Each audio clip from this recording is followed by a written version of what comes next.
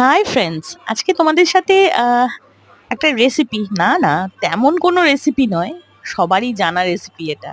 তবু যেন মনে হলো তোমাদের সাথে একটু শেয়ার করি। এখন তো ব্লগ কন্টেন্টে নিয়মিত দেওয়ার চেষ্টা করছি, তো মনে হলো তোমাদের সাথে এইটুকু জিনিস যখন করছি শেয়ার করি।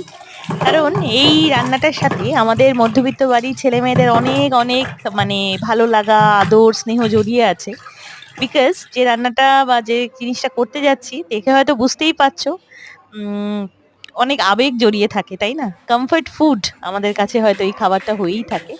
তো প্যান বসিয়ে দিয়েছি, আলুগুলোকে রাফলি চপ করে নিয়েছি। দেখো, এক হাত দিয়ে মোবাইলটা ধরে মানে ভিডিওটা নিচ্ছি, আর আরেক হাতে চেষ্টা করছি যতটা প্রফেশনাল ভাবে, যতটা সুন্দরভাবে তুলে ধরার। কারণ আমি একটা অত্যন্ত সাধারণ মানে গভর্নমেন্ট এমপ্লয়ি, ছোট্ট একটা কোয়ার্টারে থাকি, তাতে কোনো অ্যাস্থেটিক ভিউ হয়তো প্রপারলি পাওয়া যায় না, কিন্তু যে আন্তরিকতাটা দিয়ে চেষ্টা করছি ভিডিওটা বানানোর, সেই আন্তরিকতায় কিন্তু কোনো খাদ নেই ফ্রেন্ডস।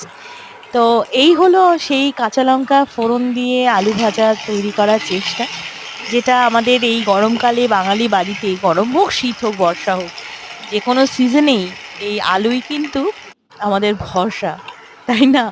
তো যখন কোনো কিছু সবজি থাকে না, আর সাথে আমার এসএস এই কোম্পানিটা, যার আলফাহিম মশালা, যেটা বেশ অদ্ভুত। আলফাহিম খাবারটা আমি কোনোদিনই খাইনি।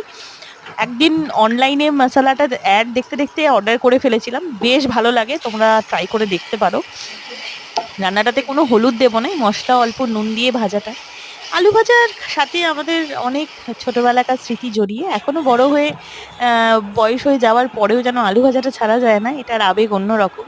স্কুলে যাওয়ার আগে আগে যখন মা এই আলু ভাজা চটজলদি খাবার হিসেবে বানিয়ে ভাত দিয়ে মেখে খাইয়ে দিত, তার স্বাদ যেন মাংসের থেকেও অনেক অনেক গুণে বেশি। তা আজকের মেনুটা ছিল পান্তা ভাত, আলু ভাজা, আর একটা সকালের তরকারি, আর একটু লেবু। কাঁকরোলের যে তরকারিটা ছিল সেটা সকালের।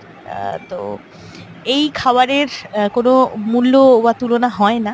তবুও তোমাদের সাথে শেয়ার করলাম। ভালো লাগলো কি খারাপ লাগলো অবশ্যই কমেন্টসের মাধ্যমে জানিও। আসি তাহলে আজকে। টাটা।